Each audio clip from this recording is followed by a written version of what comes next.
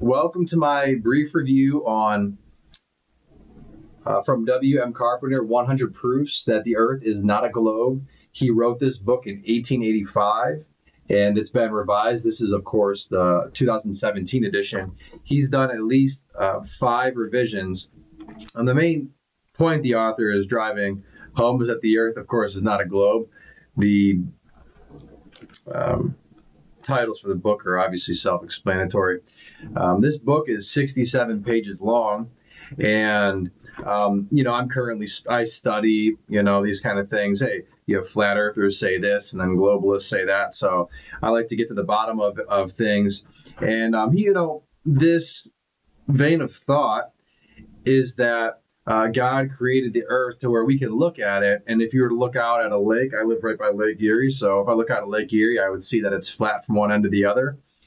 And that, man would have an intrinsic understanding and thought and understanding primarily that the earth was flat, and that just that simplicity from the Lord would be able to help us understand where we live, how it works, and everything in between.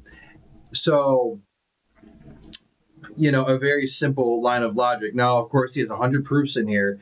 This book is kind of hard to follow and hard to read because he's explaining motion, geography, space or the lack thereof, gravity, and how things work together. But some very captivating thoughts in here. For instance, a lot of rivers like the Nile River, which I believe is at least 1,000 miles long, is the same height on each side.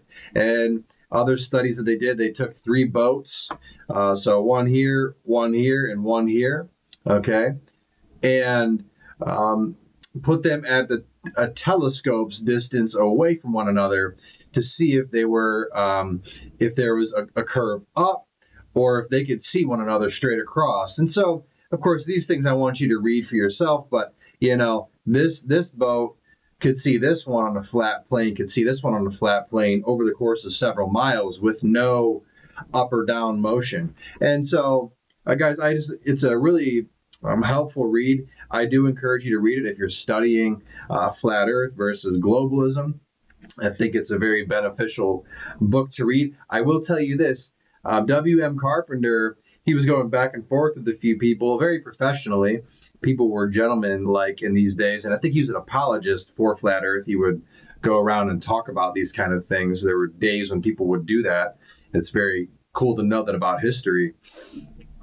But after every time he wrote the book, he would send letters out in the hope of getting written back and maybe challenged or whatever kind of recognition or response primarily he would get from people.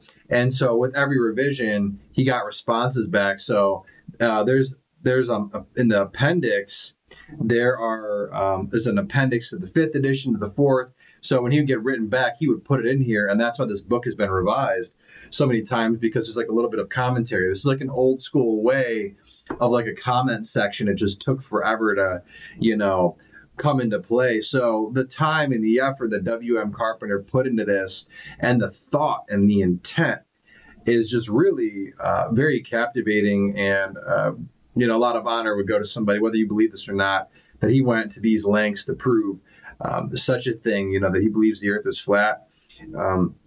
And I felt it very encouraging, in my seeking for truth on this subject. I thought it was very well done. You guys can see in here, each one of these is a proof. So some are a paragraph, some are a sentence, some might take a page to explain, if I remember correctly.